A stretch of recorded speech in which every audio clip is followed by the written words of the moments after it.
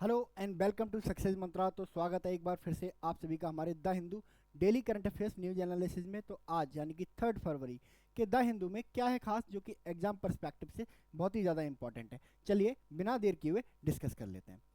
So the first news from the Hindu today, tax break will give a fillip to slowing economy centre. क्या हुआ, 1 फरवरी को हमारा budget आया और बजट में जो हमारी सरकार है उसने क्या किया, 12 लाख तक की, ठीक है, 12 लाख तक की जो पर्सनल इनकम है उसको क्या कर दिया, टैक्स फ्री कर दिया। सैलरीड एम्प्लॉयड के लिए है ना ये लिमिट 12.7 लाख रखी गई है ना, बिकॉज जो सैलरीड एम्प्लॉयड होते हैं उनका 75% क्या हो जाता है, 75,000 क्या हो जाता है, स्टैंडर्ड डिडक्शन हो जाता है, एसटी हो जाता है। तो इसके बाद जो है कंट्री में डिबेट शुरू हो गई, सेलिब्रेशंस भी शुरू हो गए और डिबेट भी शुरू हो गई। सेलिब्रेशंस इसलिए होने लगे कि मिडिल क्लास को बहुत ज़्यादा राहत देने की कोशिश की गई, क्योंकि भाई मिडिल क्लास अब कम टैक्स देने पड़ेंगे तो है ना, तो ज़्यादा लग्जरी कर पाएंगे लोग। But on the other hand, ठीक है, जो इंटेलेक्चुअल बॉडी है जो इकोनॉमिस्ट की, उनमें भी डिबेट शुरू हो गई कि क्या ये जो टैक्स रिलीफ दिया गया है, ये जो टैक्स ब्रेक दिया गया है, क्या ये नेसेसरी है।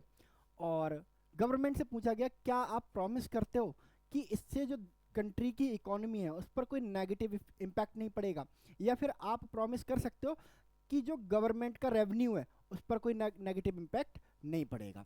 ठीक है, देखो क्योंकि जब ये 12 लाख तक जो है टैक्स रिलीफ दिया गया, इसके बदले में ये एस्टिमेशन लगाया गया है कि लगभग सरकार को 1 लाख करोड़ रुपए का घाटा होने वाला है। यानी कि जितना टैक्स रेवेन्यू आता था सरकार को ईयरली, उसमें से कितना डिडक्ट हो जाएगा, 1 लाख करोड़ जो है अब कम हो जाएगा। क्योंकि पहले क्या था, 5 लाख से ऊपर जो थे, जो इनकम थी वो टैक्सेबल थी, है ना। अब 12 लाख तक की जो इनकम है नॉन टैक्सेबल है। यानी कि 5 से 12 वाले जो भी कमा रहे हैं 5 से 12 के बीच में, ठीक है, इन सबको क्या कर दिया गया है, एग्जम्प्ट कर दिया गया है। तो ये जो एग्जम्प्टेड जो पर्सन है, इनकी वजह से जो सरकार है उसको कितने लाख करोड़ रुपए का, 1 लाख करोड़ रुपए का जो है रेवेन्यू घाटा होने वाला है। ठीक है, तो इसको लेके सरकार पर क्वेश्चन रेज किए गए हैं। तो इसको लेके जो सेंटर है, हमारी जो सेंट्रल गवर्नमेंट है, उसने क्लैरिफिकेशन दिए। ठीक है, तो उन्होंने कहा कि देखो इस टैक्स ब्रेक को आप ना तो फ्रीबी की तरह देखने की ज़रूरत है आपको। ठीक है, ये टैक्स ब्रेक इकोनॉमी को फ़ायदा ही पहुंचाएगा, इकोनॉमी को स्ट्रांग ही करेगा। तो उन्होंने कहा कि भाई कैसे करेगा स्ट्रांग, तो उन्होंने कहा कि देखो एक सिंपल सा फॉर्मूला है। पहले आदमी को अपनी मैक्सिमम जो इनकम थी वो किसको देनी पड़ जाती थी, टैक्स के रूप में सरकार को देनी पड़ जाती थी, है ना। रिजल्ट क्या होता था, सरकार के जो पर्सन है उसके पास क्या बचता था, लेस मनी बचता था। जब मनी कम होगा, पैसे कम होंगे, तो जो एक्सपेंडिचर है पर्सन का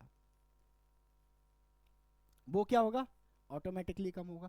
जब आदमी खर्च कम करेगा तो क्या होगा, जो कंपनीज की जो प्रोडक्टिविटी है ऑटोमेटिकली कम हो जाएगी। भाई वही बात है ना, सिंपल सी बात है कि पहले आदमी 10 कुरकुरे खाता था, 10 कुरकुरे के पैकेट खा रहा था, है ना। सरकार ने टैक्स बढ़ाया, ठीक है, सरकार ने टैक्स बढ़ाया। अब क्या करना पड़ा है किसी भी पर्सन को, है ना, अपना जो और ज़्यादा पैसा है वो सरकार को देना पड़ा। तो एज ए रिजल्ट क्या करेगा, वो अपना नंबर ऑफ कुरकुरेज घटा देगा ना, अब 8 खाएगा। तो जब 8 कुरकुरेज खाएगा तो जो कंपनी पहले 10 कुरकुरे पर डे बना रही थी, अब कितने बना रही है, 8 कुरकुरे पर डे बना रही है। यानी कि जो कंपनी है उसकी इनकम कम हो जाएगी। जब कंपनी में प्रोडक्टिविटी कम हो जाएगी तो कंपनी ज़्यादा लोगों को एम्प्लॉयड करेगी या कम लोगों को एम्प्लॉयड करेगी, कम लोगों को एम्प्लॉयड करेगी। तो नंबर ऑफ एम्प्लॉयमेंट यानी कि कुल मिला के कहें अनएम्प्लॉयमेंट, वो भी बढ़ता है। क्योंकि पहले कंपनी क्या कर रही थी, है ना, 10 कुरकुरे बना रही थी, तो मान लो एक कुरकुरे एक पर्सन बनाता था, और अब 8 कुरकुरे कौन बनाएंगे, 8 लोग बनाएंगे। तो जब रिक्वायरमेंट ही 8 कुरकुरेज की है, तो जो 2 लोग एक्स्ट्रा जो काम कर रहे हैं उन्हें काम पे क्यों रखा जाएगा, उन्हें जॉब से निकाल दिया जाएगा कि नहीं निकाल दिया जाएगा। तो इस तरह से जो हमारी इकोनॉमी है वो रिसेशन में चलती चली जाएगी। ठीक है, तो सरकार का कहना है कि हमारे टैक्स रिलीफ देने से, हमारे टैक्स ब्रेक देने से क्या होने वाला है, एक्सपेंडिचर बढ़ने वाला है। एक्सपेंडिचर बढ़ेगा मतलब आदमी खर्चा ज़्यादा करेगा, 10 की जगह 12 कुरकुरे खाएगा, तो कुरकुरे की कंपनी में क्या होगा, 10 से 12 का प्रोडक्शन करना पड़ेगा। एट द रिजल्ट क्या होगा, जो नंबर ऑफ एम्प्लॉयमेंट है, एम्प्लॉयड पीपल है, वो बढ़ता जाएगा। तो इससे फायदा होने वाला है। ठीक है, दूसरा एक्सपेक्ट ये बताया टैक्स रिलीफ के पीछे कि इससे देखो अब कोई पर्सन है, उससे हम मैक्सिमम टैक्स ले लेते थे, तो उसके पास जो पैसा है कम बचता था। अब जब कम पैसा बचेगा तो सेविंग क्या होगी, कम होगी कि नहीं होगी? जब सेविंग कम होगी तो इन्वेस्टमेंट ऑटोमेटिकली कम हो जाएगा, और इन्वेस्टमेंट जब कम होगा तो ऑटोमेटिकली जो अनएम्प्लॉयमेंट है वो राइज करने लगेगा। अरे कोई पर्सन है जो सेविंग करता है, वो अपना पैसा घर में थोड़ा ना रखता है, बैंक में रखता है। बैंक उस पैसे को क्या कर देता है, इन्वेस्ट कर देता है, कहीं ना कहीं लोन पे दे देता है। ठीक है, अब जब आदमी के पास पैसा ही कम है तो वो बैंक में कम पैसा रखेगा, एज द रिजल्ट बैंक कम लोन दे पाएगा। जब कम लोन दे पाएगा तो कम इन्वेस्टमेंट होंगे, कम इन्वेस्टमेंट होंगे तो जॉब अपॉर्चुनिटी कम से कम प्रोड्यूस होंगी।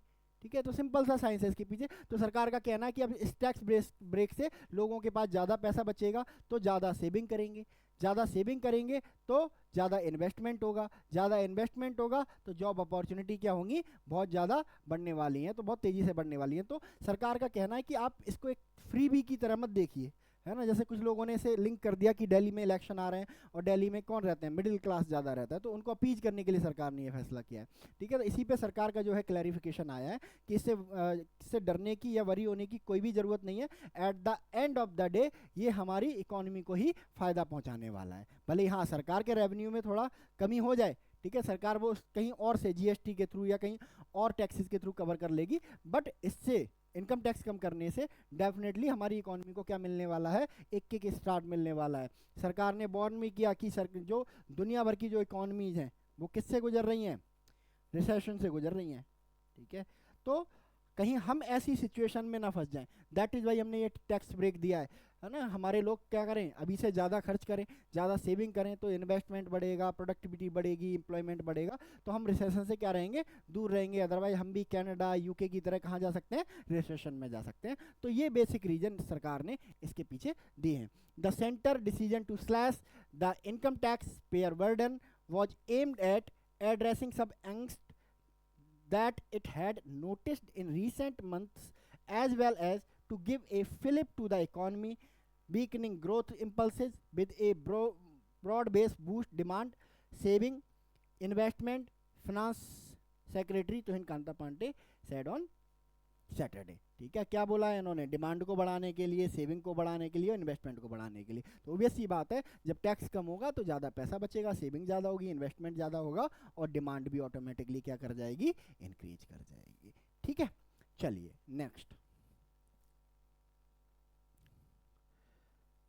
नेक्स्ट न्यूज यूएसए से निकल के आ रही है, डोनाल्ड ट्रंप से रिलेटेड।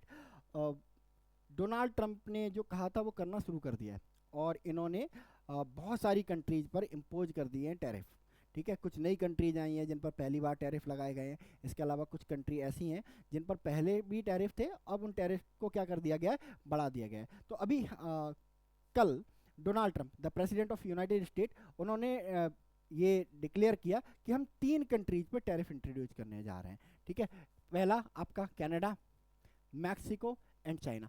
कनाडा, मैक्सिको पहली बार इस रेंज में आए हैं जब इन पे टैरिफ लगाए गए हैं। चाइना पे ऑलरेडी टैरिफ लगे हुए थे, इन टैरिफ्स को क्या कर दिया गया है, इनकी जो परसेंटेज है और बढ़ा दी गई है। ठीक है, तो कनाडा और मैक्सिको इन पर 10% 25% टैरिफ लगाया गया है, वहीं चाइना पे 10% का एडिशनल टैरिफ लगाया गया है। ठीक है, अब इन टैरिफ के बढ़ने से क्या होगा, टैरिफ का रीजन क्या दिया है डोनाल्ड ट्रंप ने। डोनाल्ड ट्रंप ने सिंपली, अभी आपने देखा भी होगा कि यूएस और कनाडा के जो रिलेशन है वो खराब होते देखे just because of Donald Trump, क्योंकि डोनाल्ड ट्रंप ने क्या कहना शुरू कर दिया। ठीक है, जैसे जब डोनाल्ड ट्रंप ने बोला कि हम कनाडा पे भी टैरिफ लगाएंगे, तो कनाडा ने कहा कि नहीं आप ऐसा नहीं कर सकते, हम आपके अलाई हैं।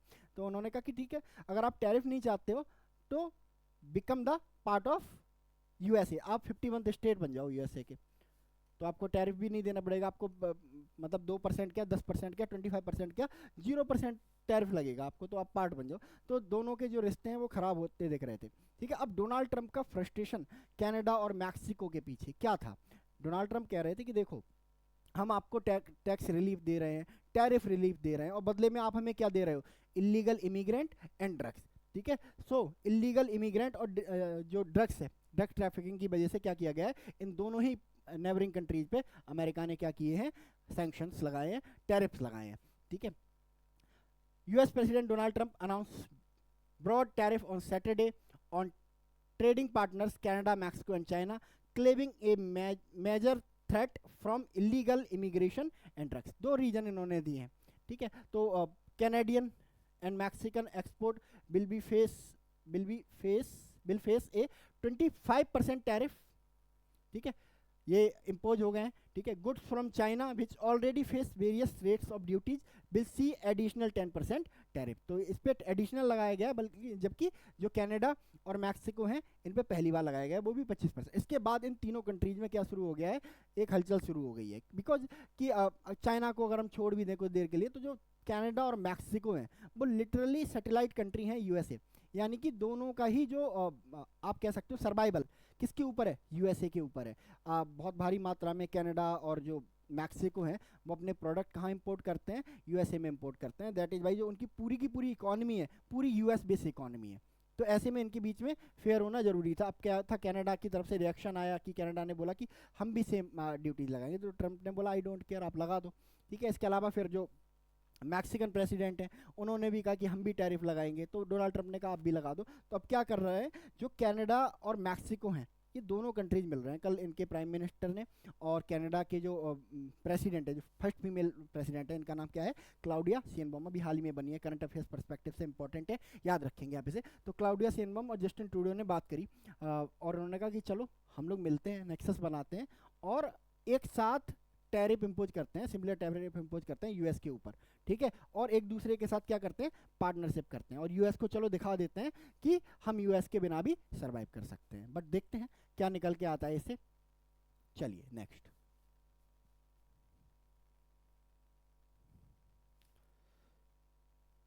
नेक्स्ट न्यूज है हमारी जो एरो इंडिया 2025।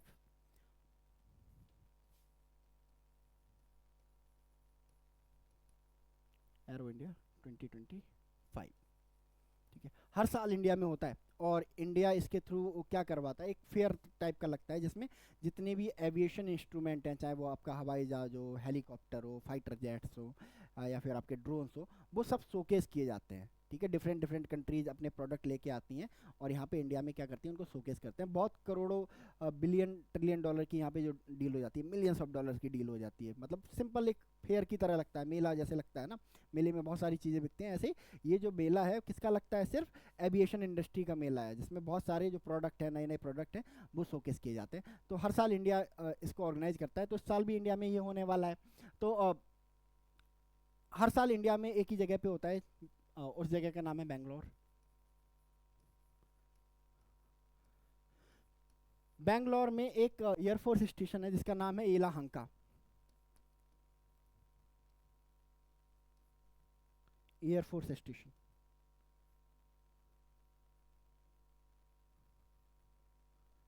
येलाहंका, रीजन क्या है येलाहंका पे होने का, हर साल ये यहीं पे होता है because Yelahanka air force station India का one of the biggest air force station में से है, एक है, जो कि बहुत सारी जो एविएशन जो इंस्ट्रूमेंट हैं, जो हवाई जहाज हैं, लड़ाकू जहाज हैं, उनको क्या कर सकता है, कंटेन कर सकता है। तो काफ़ी स्पेस है, दैट इज़ वाई हर साल जो हमारा एरो इंडिया है वो कहाँ पे होता है, बेंगलोर में होता है। कहाँ पे होता है, येलाहंका एयरफोर्स स्टेशन, ठीक है। तो इस साल भी होने वाला है। सो दैट इज़ वाई एक वहाँ की जो एयरपोर्ट है, Bangalore airport, Bangalore international airport limited, इन्होंने एक एडवाइजरी जारी करी है कि बेंगलोर को नो फ्लाइंग जोन डिक्लेयर किया जाएगा डिफरेंट डिफरेंट तारीख में। तो ये जो होने वाला है आपका एरो इंडिया शो, ये होने वाला है 5 to 14, जिसमें 5 फरवरी टू 8 फरवरी क्या चलेगा, रिहर्सल चलेगा, और 10 to 14 है ना, आपका जो प्रॉपर एयर इंडिया आपको देखने को मिलेगा। तो जो हमारा बेंगलोर इंटरनेशनल एयरपोर्ट लिमिटेड है, उन्होंने एक एडवाइजरी जारी करी है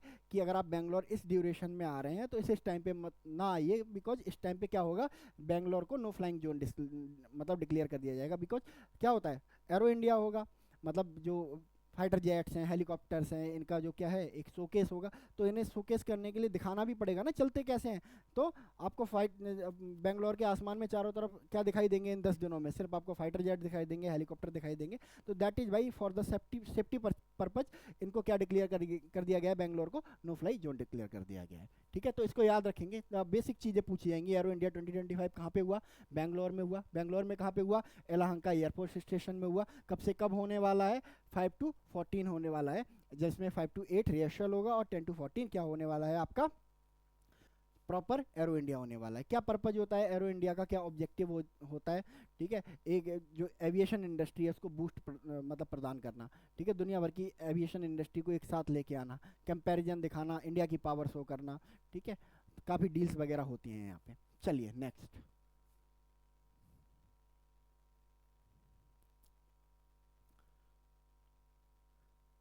next news on live in relationship in Uttarakhand, ठीक है, बहुत ज़्यादा डिबेट हो रही है इसके बारे में।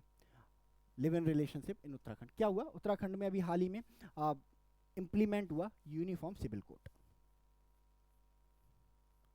27 जनवरी को, ठीक है, यानी कि सभी के लिए एक जैसा कानून, तो सबने सेलिब्रेट किया और इस कानून पे अब क्या हो गया, डिस्कशन शुरू हो गया, यूनिफॉर्म सिविल कोड पे एक डिस्कशन शुरू हो गया है, अच्छा है या बुरा है, इसके क्लॉजेज को लेके, इसके प्रोविजंस को लेके बात हो रही है, ठीक है। हम लोगों ने भी डिस्कस किया था यूनिफॉर्म सिविल कोड के बारे में, और मैंने बोला था जब लिव इन रिलेशनशिप की बात आई थी, क्या बोला गया था यूनिफॉर्म सिविल कोड में उत्तराखंड के, कि जो लिव इन कपल्स हैं उनको क्या करा जाएगा, अब रजिस्टर करने को बोला जाएगा, यानी कि एक तरह से ये एक स्टेप माना जा रहा था कि हमारी जो गवर्नमेंट है, उत्तराखंड की एटलीस्ट गवर्नमेंट है, वो क्या कर रही है, एक्सेप्ट कर रही है लिव इन जो रिलेशनशिप होती हैं उनके कॉन्सेप्ट को, ठीक है। अब बट इसको लेके डिबेट शुरू हो गई है कि जिस तरह के प्रोविजन जो यूनिफॉर्म सिविल कोड है उत्तराखंड का, उसमें लिव इन रिलेशनशिप को लेके किए गए हैं, है ना, तो वो कहीं ना कहीं लिव इन रिलेशनशिप को प्रमोट नहीं करता है, डिमोट करता है, डिस्करेज करता है, कैसे, ठीक है, तो इसके बारे में बात की गई है।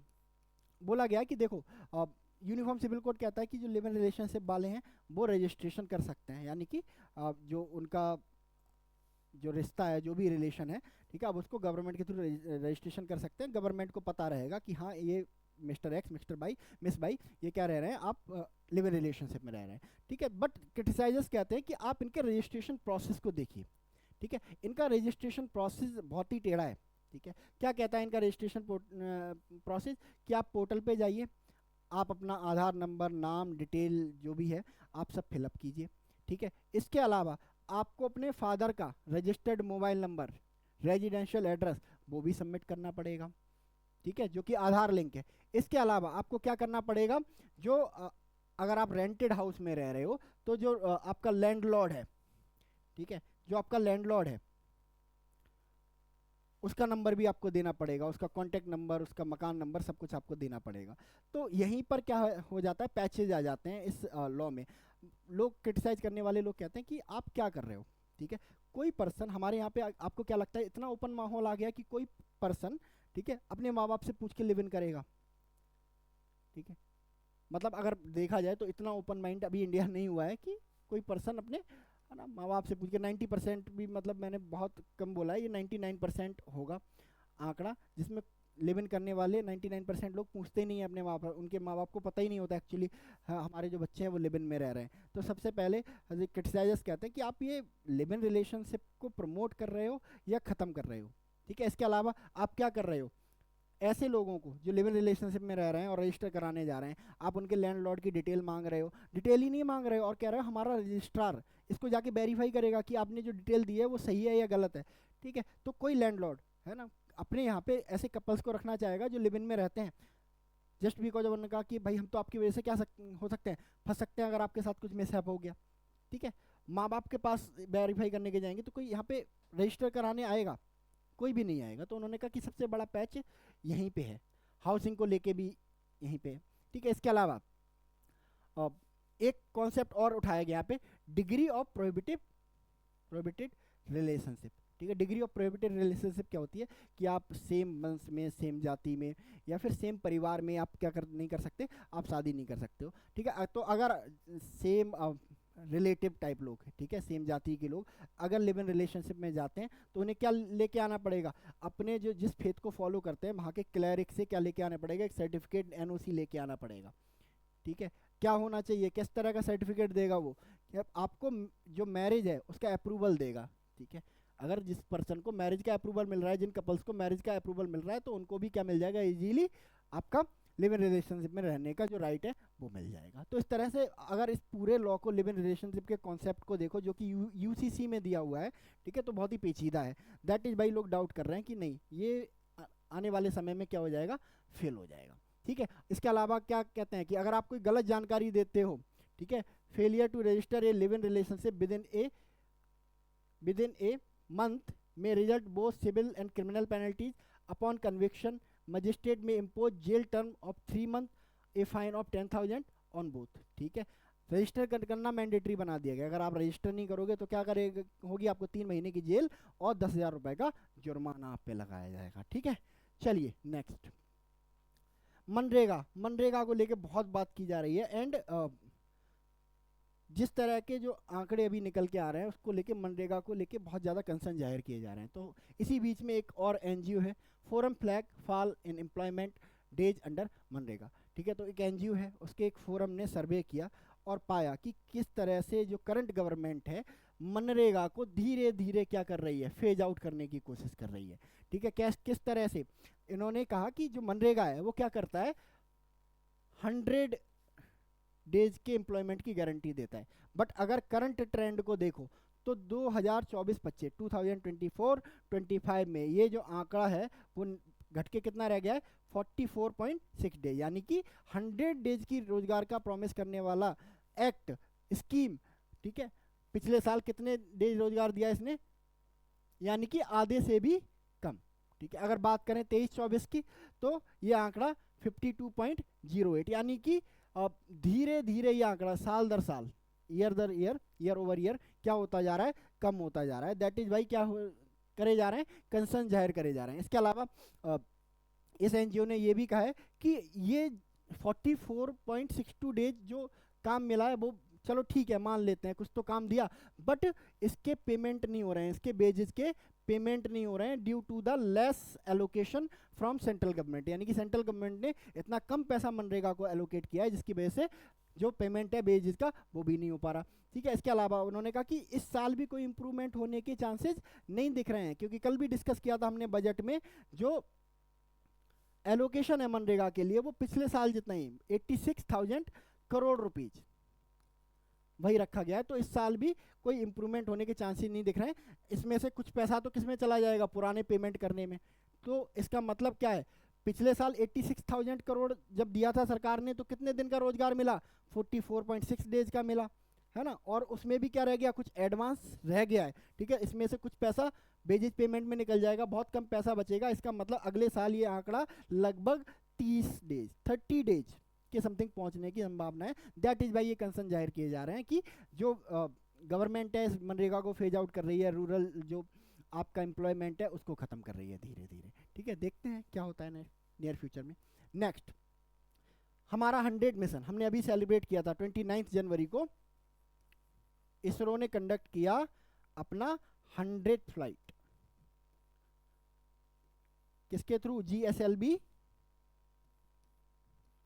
F-15 क्या भेजा गया, NBS-02।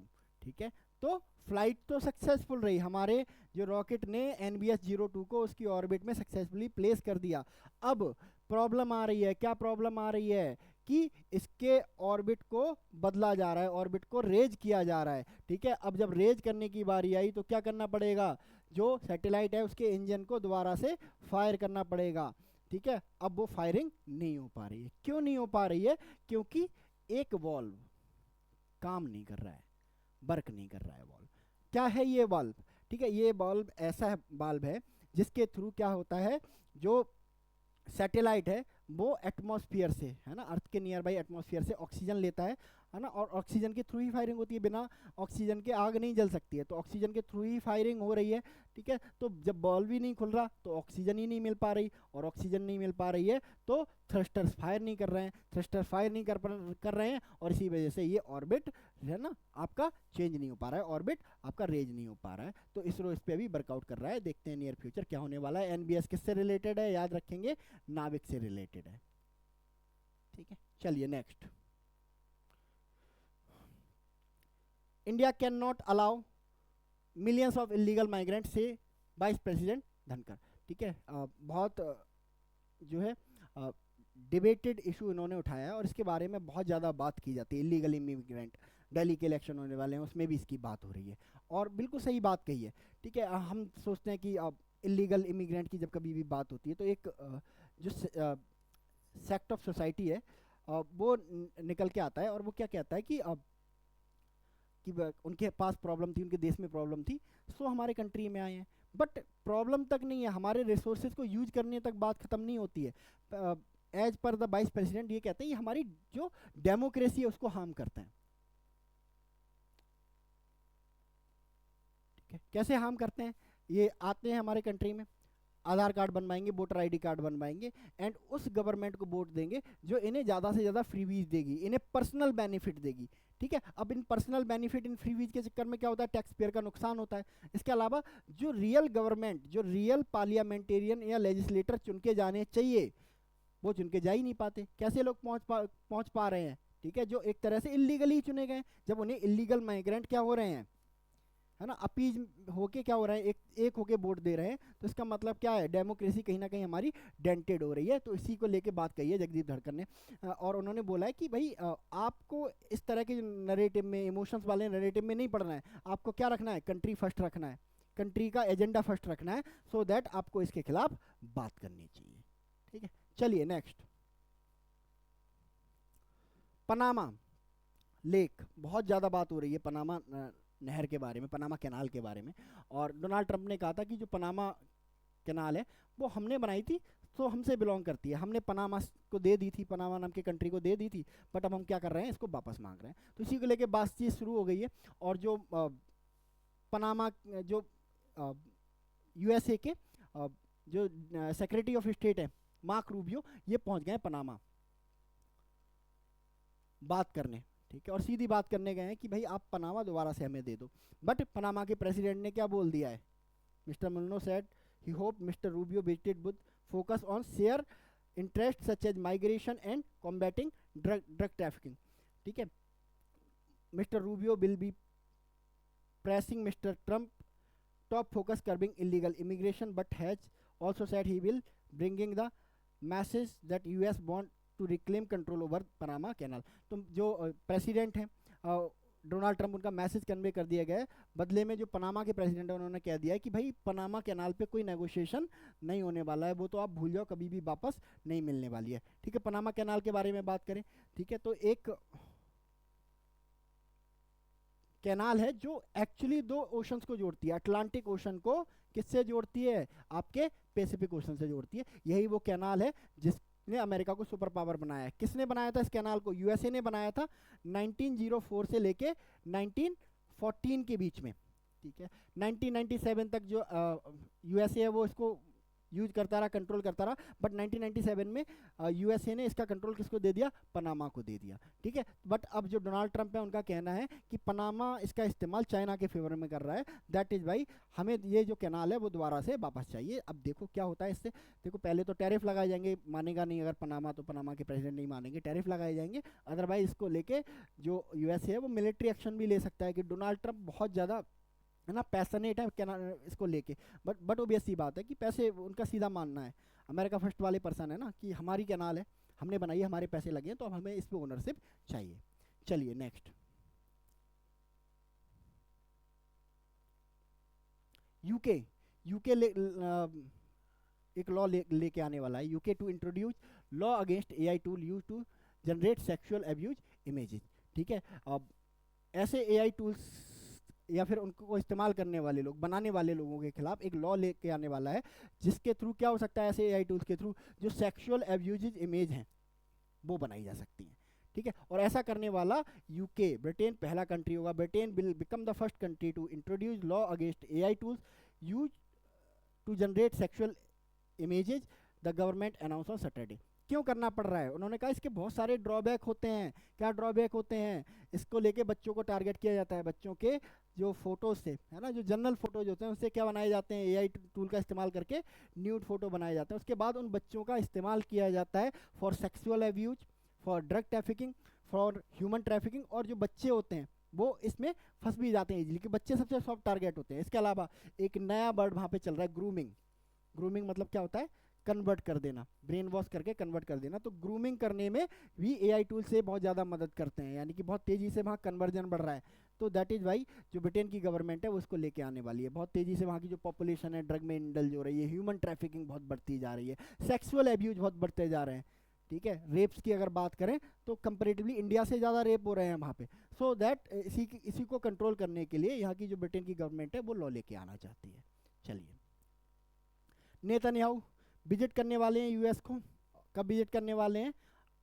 आज, यानी कि 3 फरवरी को, 4 फरवरी को, यानी कि कल, ठीक है। और पहले पर्सन होंगे, पहले फॉरेन लीडर होंगे to meet Donald Trump, US president, new US president. और क्या डिस्कस होने वाला है? हमास की विक्ट्री डिस्कस होने वाली है। जो पैलेस्टीनियन लोग जो वापस लौट रहे हैं गाजा में, उनके रीलोकेशन को लेके बात होने वाली है। नेतन्याहू बात करना चाहेंगे डोनाल्ड ट्रंप से कि भाई आप फोर्स करो इजिप्ट और जॉर्डन को कि वो इन्हें रख ले, हम नहीं रखना चाहते हैं इन्हें। तो देखते हैं क्या निकल के आता है इस मीटिंग से। चलिए नेक्स्ट,